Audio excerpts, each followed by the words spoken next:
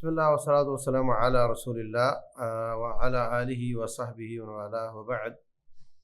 جس نے صرف ایک حج کا احرام باندھا تھا وہ آیا اور اب وہ حج کرے گا، عمرہ نہیں کرے گا، اس کو حج افراد کہتے ہیں، اس پر قربانی لازم نہیں ہوتی۔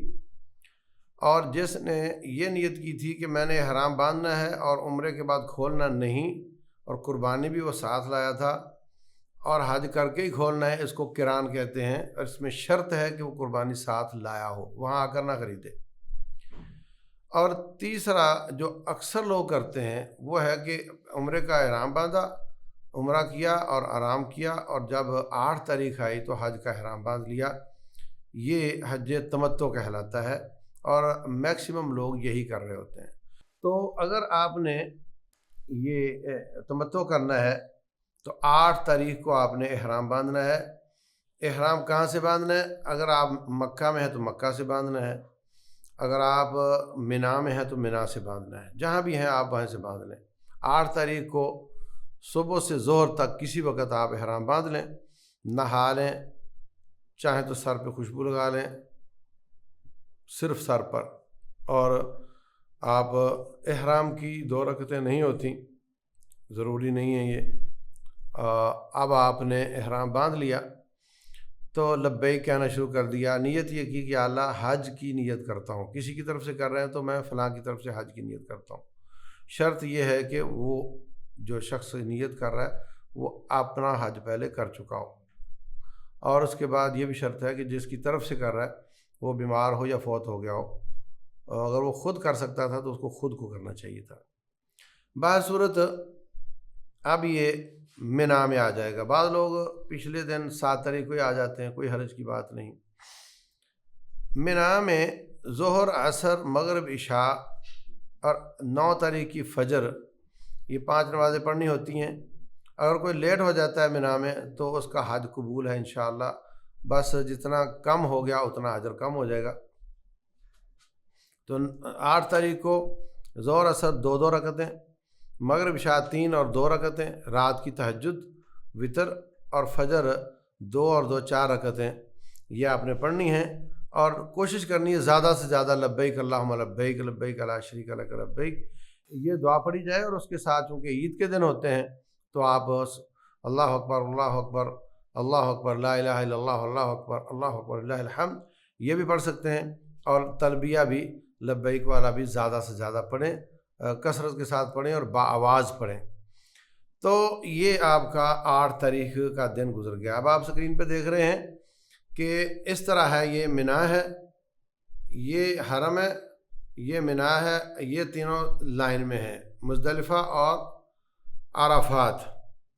تو 9 تاریخ کو فجر پڑھنے کے بعد، سورج نکلنے کے بعد آپ نے مزدلفہ کو بائی پاس کرتے ہوئے عرفات پہنچنا ہوتا ہے۔ تو رسول اللہ صلی اللہ علیہ وسلم نے عرفات کے ساتھ وادی عرنہ ہے وہاں پر پڑاؤ ڈالا ہے، وہاں پر خطبہ ارشاد فرمایا۔ تو آج کل مسجد نمرہ ہے، اس کا قبلے سائڈ والا جو حصہ ہے وہ وادی عرنہ میں ہے، اور اس کا آدھا پچھلا حصہ وادی عرفہ میں ہے۔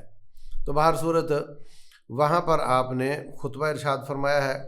پہلے خطبہ حج جس طرح جمعہ کا ہوتا ہے، اس کے بعد 2 رکعتیں ظہر کی اور 2 رکعتیں عصر کی جمع کر کے پڑھی ہیں رسول اللہ صلی اللہ علیہ وسلم نے۔ اگر آپ قافلے کے ساتھ ہیں تو پھر جہاں آپ کو موقع اور جگہ بنی وہاں بھی رہنا پڑے گا آپ کو۔ یہاں ایک بات بتاتا جاؤں کہ پاکستان ہاؤس سے ہر حاجی کا پورا ڈاٹا نکل آتا ہے۔ وہ مکہ میں ہوگا تو کہاں ہوگا، مینا میں ہوگا تو اس کا ایڈریس کیا ہوگا، عرفہ میں اس کا ایڈریس کیا ہوگا، حج کے بعد کیا ایڈریس ہوگا مکہ میں، اور اگر مدینہ گیا تو کیا کہاں ہوگا۔ اس طرح حاجیوں کو تلاش کرنا نہایت آسان ہوتا ہے۔ وہ پرنٹ آپ کسی بھی پولیس والے کو دکھا دیں، وہ آپ کو اس کا ایڈریس بتا دے گا۔ تو اگر آپ اکیلے ہیں، فیملی آپ کے ساتھ نہیں، تو آپ اکیلے ہو جائیں اور جا کر عرفات میں مسجد میں چلے جائیں۔ مسجد کے گیٹ پر بہت رش ہوتا ہے اور انسان مایوس ہو جاتا ہے، لیکن اگر وہ کسی طرح اندر چلا جائے تو اندر بہت کھلی جگہ ہوتی ہے، ایئر کنڈیشن لگے ہوتے ہیں اور کارپیٹ بچھے ہوتے ہیں اور جگہ بھی وافر ہوتی ہے۔ تو آپ بالکل امام کے ساتھ سامنے بیٹھ کر آپ حج کر سکتے ہیں سکون کے ساتھ۔ بس وضو قائم رکھنا یہ ایک وہاں چیلنج ہوتا ہے کیونکہ وہاں پہ انتظامات نہیں ہوتے۔ تو آپ نے ظہر اثر پڑھ لی، اب ظہر کے وقت اثر ہو گئی تو مغرب تک اچھا خاصا ٹائم ہے۔ یہ پورے حج کا لب لباب ہے، یہ اس کا مغز ہے، یہ اس کا جوہر ہے۔ رسول اللہ صلی اللہ علیہ وسلم فرماتے ہیں الحج عرفہ، حج ہے ہی عرفات کا نام۔ جو لوگ عرفات کے میدان سے باہر پلوں کے نیچے بیٹھے رہتے ہیں ان کا حج نہیں ہوتا۔ اور ظہر، عصر، مغرب، عشاء، فجر تک، یعنی 10 تاریخ سے پچھلی جو رات ہے اس تک بھی اگر کوئی شخص کسی طریقے سے عرفات کے اندر آ گیا اس کا حج ہو جاتا ہے، لیکن اگر نہیں آیا تو اس کا حج قبول نہیں ہوتا۔ مریضوں کو بھی وہ چکر لگواتے ہیں کسی شکل میں تاکہ ان کا حج قبول ہو جائے۔ تو یہ وقت اتنا زبردست ہے، رسول اللہ صلی اللہ علیہ وسلم فرماتے ہیں خیر الدعاء دعاء عرفہ، بہترین دعا شریعت اسلامیہ میں عرفات کی دعا ہے۔ وہ کون سی ہے؟ لا الہ الا اللہ وحدہ لا شریک لہ لہ الملک ولہ الحمد وہو علی کل شیء قدیر۔ یہ دعا عرفات کی دعا ہے۔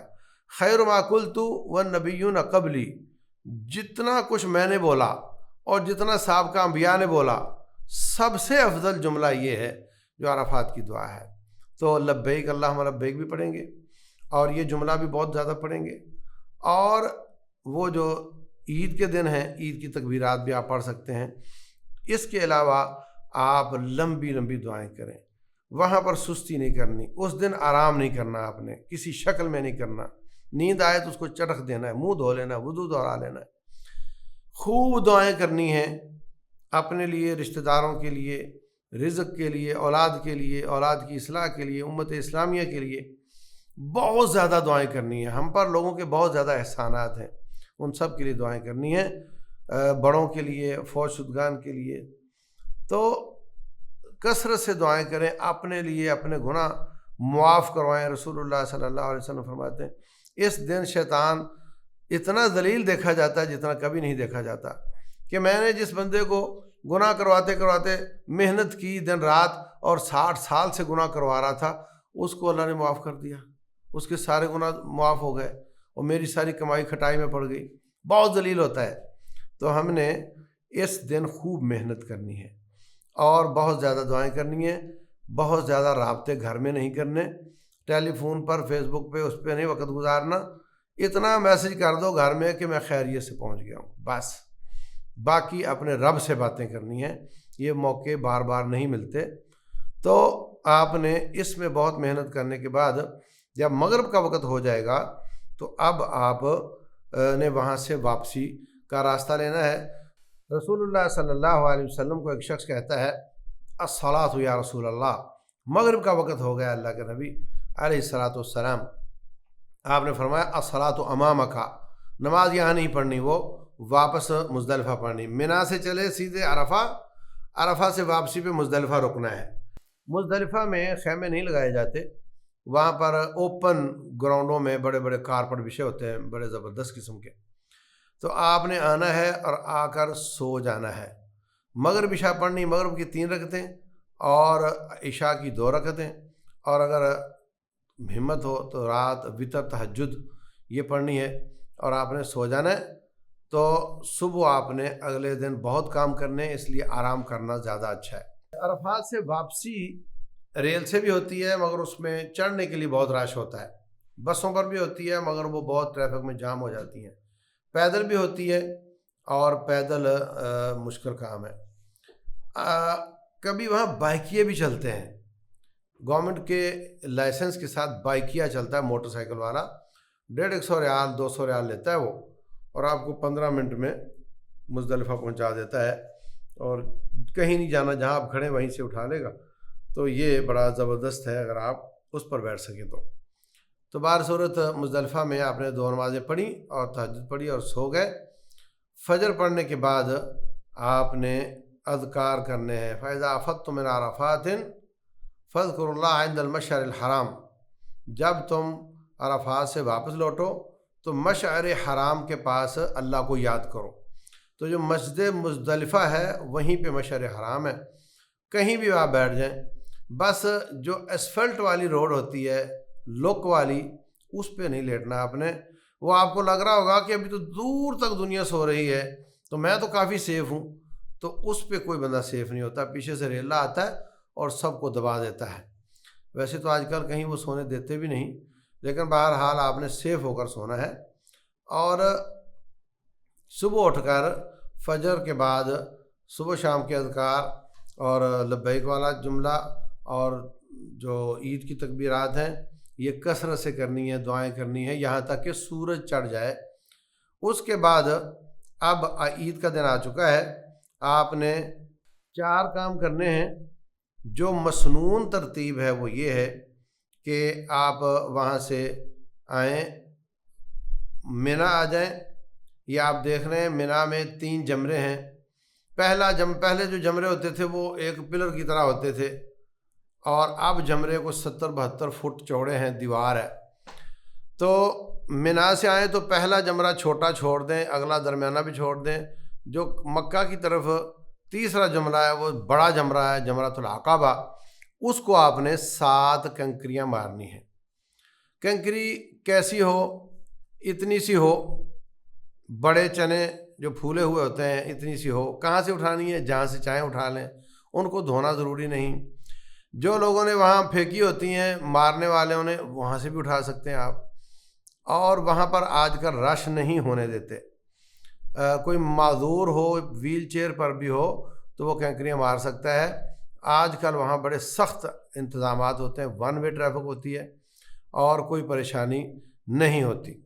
اگر آپ مکہ سے آ کر مارنا چاہتے ہیں تو گھوم کر مینا کی طرف سے ہی جانا ہوگا، کیونکہ ٹریفک 1 وے ہے۔ اور اگر آپ مینا سے آ رہے ہیں تو سیدھے سیدھے جا سکتے ہیں۔ تو بہر صورت درمیانہ چھوڑ کر جو بڑا جمرہ ہے عید والے دن، اس کو آپ نے 7 کنکریاں مارنی ہیں، بسم اللہ اللہ اکبر پڑھ کر 1 2 3 4۔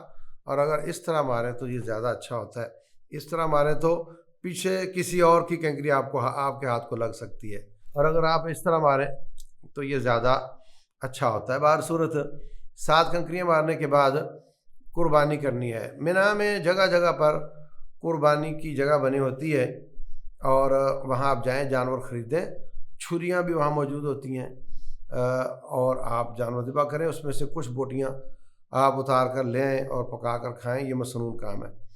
لیکن 99% لوگ یہ ہمت نہیں کرتے، وہ کمپنیوں کو پیسے جمع کروا دیتے ہیں، ان کو میسج آ جاتا ہے کہ آپ کی قربانی ہو گئی۔ یہ بھی ٹھیک طریقہ ہے۔ تیسرا کام سار منڈوانا ہے۔ عورتوں نے 2-1 انچ بال نیچے سے کاٹنے ہیں اور مردوں نے سار منڈوانا ہے، یا مشین پھیرنی ہے یا کینچی پھیرنی ہے، مگر کینچی سارے سر پر پھیرنی چاہیے، چند جگہوں پر کافی نہیں ہے۔ 3 کام ہو گئے آپ کے۔ اس کے بعد آپ چاہیں تو احرام اتار کر سادہ کپڑے پہن لیں، شلوار قمیص پہن لیں، اور آپ پر جتنی پابندیاں تھیں وہ ایک کے علاوہ ساری ختم ہو جاتی ہیں۔ خوشبو لگا سکتے ہیں، بال کاٹ دیا آپ نے، ناخن کاٹ سکتے ہیں، بس زوجین کا باہمی تعلق یہ آپ پر حلال نہیں ہوتا، باقی سارے کام جائز ہو جاتے ہیں۔ تو اس کے بعد چوتھا کام طواف اور سعی ہے۔ 7 چکر کعبۃ اللہ کے، آپ کپڑے پہن چکے ہیں، احرام نہیں ہے آپ کے پاس، تو آپ 7 چکر لگائیں جس طرح میں نے عمرے میں بتایا تھا، اور اس کے بعد 2 رکعتیں پڑھیں اور صفا مروہ کی سعی کریں جس طرح میں نے عمرے میں بتایا تھا، تو آپ کے یہ 4 کام مکمل ہو جاتے ہیں۔ لیکن اگر آپ ان 4 کاموں کی ترتیب الٹ پلٹ کر دیں، بدل دیں، تو یہ جائز ہے۔ نبی صلی اللہ علیہ وسلم نے اس دن جس کی جو بھی ترتیب تھی اس کو منع نہیں فرمایا، اور فرمایا کوئی حرج کی بات نہیں ہے، تو ایسا بھی آپ کر سکتے ہیں۔ اور رات کے وقت آپ نے مکہ میں نہیں رہنا، آپ نے مینا میں آ کر رات گزارنی ہے۔ اگر آپ کی طواف صحیح رہ گئی ہے، اگلے دن کر لیں، اس سے اگلے دن کر لیں، اس سے اگلے دن کر لیں، کوئی حرج کی بات نہیں ہے۔ عورت ہے وہ مسجد میں نہیں جا سکتی، وہ لیٹ کر لے، مرد ہے بیمار ہو گیا لیٹ کر لے۔ ذی الحجہ جب تک ہے، ابھی تو 11-12 تاریخ ہوئی ہے تو آخری ذی الحجہ تک آپ یہ طواف کو لیٹ کر سکتے ہیں، سعی کو لیٹ کر سکتے ہیں، کوئی حرج کی بات نہیں ہے۔ تو آپ نے 3 کام کیے، کپڑے پہن لیے۔ اگر رات ہو گئی ہے اور آپ طواف کرنا چاہ رہے ہیں تو ایک حدیث میں آتا ہے کہ آپ احرام کی چادر میں ہی وہ طواف کریں۔ تو بہر صورت یہ طواف سعی 4 کام کر کے جب آپ مینا واپس آتے ہیں تو مینا میں آپ نے رات گزارنی ہے۔ مغرب عشاء چاہے جہاں بھی آپ کو ہوئی پڑھ لی، آپ نے جمع کریں، قصر کریں، اور اس کے بعد رات تہجد پڑھیں اور تکبیرات احرام پڑھیں۔ لبیک اللہم لبیک جو آپ پڑھ رہے تھے وہ آپ کا بڑے جمرے کو کینکریاں مارتے وقت ختم ہو گیا تھا۔ جب آپ مینا آئے تھے عید والے دن تو پہلے 2 جمروں کو چھوڑ کر تیسرے کو آپ نے کینکریاں مارنی شروع کی تھیں، 7 کینکریاں۔ اس وقت لبیک والا جملہ مستقل طور پر ختم ہو گیا تھا اور باقی تکبیرات اور سبحان اللہ، الحمدللہ، اللہ اکبر، لا الہ الا اللہ، وہ باقی اذکار آپ کے چلتے رہیں گے۔ اب 10 تاریخ ختم ہوئی، 11 کی رات آ گئی، تو 11، 12، 13 3 تاریخیں آپ نے 2 کام کرنے ہیں۔ ایک کام یہ ہے کہ یہ راتیں آپ نے مینا میں گزارنی ہیں، اور دوسرا کام یہ ہے کہ روزانہ دن کے وقت ظہر سے لے کر مغرب تک کے وقت میں تینوں جمروں کو 7 کنکریاں مارنی ہیں۔ عید والے دن کا ٹائم تھا یہ طلوع آفتاب سے غروب آفتاب تک آپ نے کنکری مارنی تھی صرف بڑے جمرے کو، اور 11، 12، 13 تاریخ کو آپ نے تینوں جمروں کو 7 کنکریاں مارنی ہیں، اور وقت ہے ظہر سے لے کر مغرب تک کا۔ ایک کام کنکریاں مارنے کا ہے اور ایک رات گزارنے کا، کہ آپ نے رات گزارنی ہے مینا میں۔ دن کے وقت آپ ادھر ادھر گھوم سکتے ہیں، وہاں رات گزاریں آپ۔ تو جو لوگ ڈیوٹی پر ہوتے ہیں ان کے لیے رات گزارنے میں بھی گنجائش بن جاتی ہے، اور جو لوگ ڈیوٹی پر ہوتے ہیں یا بیمار ہوتے ہیں یا کمزور ہوتے ہیں، وہ کسی کو بولیں کہ میری طرف سے کینکریاں مار دے، تو وہ بھی اس کی بھی گنجائش ہے، کوئی آپ کی طرف سے کینکریاں مار سکتا ہے، اگرچہ آج کل سہولت بہت ہے، ہر شخص کے بس میں ہے کہ وہ جا سکتا ہے۔ تو یہ 2 کام اگلے 3 دنوں میں آپ نے کرنے ہیں۔ جو شخص 12 تاریخ کو مغرب سے پہلے مینا سے نکل جائے، وہ 13 تاریخ اس کی معاف ہو سکتی ہے، وہ 13 تاریخ کو وہاں نہ رہے، وہ اپنے ہوٹل پہ آ جائے۔ اور اگر وہ 12 تاریخ کو مغرب سے پہلے وہاں سے نہ نکل سکا تو پھر اس پر لازم ہے کہ اگلی رات مینا میں گزارے اور اگلے دن کینکریاں مار کر وہاں سے آئے۔ نبی صلی اللہ علیہ وسلم نے 3 دن وہاں گزارے ہیں، آج کل 95% لوگ 2 دن گزارتے ہیں۔ اللہ تبارک و تعالیٰ فرماتے ہیں فمن تعجل فی یومین فلا اثم علیہ ومن تأخر فلا اثم علیہ لمن اتقى، جو وہاں 2 دن گزارے اس پر بھی کوئی گناہ باقی نہیں رہتا، اور جو 3 دن گزارے اس کے بھی سارے گناہ معاف ہو جاتے ہیں، یا اس پر بھی کوئی حرج نہیں ہے جو وہاں سے تقوی کا زاد راہ لے کر آتا ہے۔ تو بہر صورت اس طریقے سے آپ کا حج مکمل ہو جاتا ہے۔ اس کے بعد ایک کام ہے کہ جب بھی آپ نے مکہ چھوڑنا ہے آپ نے طواف کرنا ہے، 7 چکر اور 2 رکعتیں نماز اپنے کپڑوں میں۔ جب بھی آپ نے مکہ چھوڑنا ہے، فلائٹ آپ کی ظہر 2 بجے آپ نے مکہ سے نکلنا ہے، اور 5 بجے شام کی فلائٹ ہے مثال کے طور پہ، یا 6 بجے کی فلائٹ ہے، تو آپ نے 2 بجے مکہ سے نکلنا ہے، تو آپ 4 گھنٹے پہلے طواف کر لیں۔ لیکن ایسا نہیں کہ کل فلائٹ تھی اور آج آپ نے طواف وداع کر لیا، کل آپ نے مکہ چھوڑنا تھا، تو پھر وہ وداع نہیں ہوگا۔ وداع کا معنی ہے کہ آخری کام آپ کا طواف ہو۔ تو مکہ چھوڑنے سے 5-4 گھنٹے پہلے آپ وہ طواف کر لیں تو آپ کا طواف وداع ہوگا۔ طواف وداع جو ہوتا ہے اس میں ایک بات یہ سمجھو کہ اگر کسی کا عید والے دن والا طواف افاضہ یا طواف زیارہ ابھی باقی تھا اور بیماری کی یا عذر کی وجہ سے وہ رہ گیا تھا، اور جس دن فلائٹ ہے اس دن ہی اس نے وہ کیا ہے عید والا، تو پھر وہی اس کا طواف وداع بن جائے گا، اس کو الگ سے طواف وداع کرنے کی ضرورت نہیں۔ اسی طریقے سے جو بندہ مرد بیمار ہو گیا یا عورت کو وہ دن آ گئے یا اس طریقے سے وہ اب طواف کے لائق نہیں رہی تو ان کو بھی طواف وداع معاف ہو جاتا ہے۔ جس کا کوئی عذر نہ ہو وہ ضرور طواف وداع کرتا ہے، تو اس طریقے سے آپ کا حج مکمل ہو جاتا ہے۔ اللہ تبارک و تعالی سب کو وہاں جانے کی توفیق دے، نیتیں خالص کرے، حلال کمائی کی توفیق دے، شرک سے بچنے، توحید کو اپنانے کی توفیق دے، تاکہ ہماری تمام عبادات قبول ہوں۔ واللہ اعلم وصلی اللہ وسلم وبارک علی نبینا محمد۔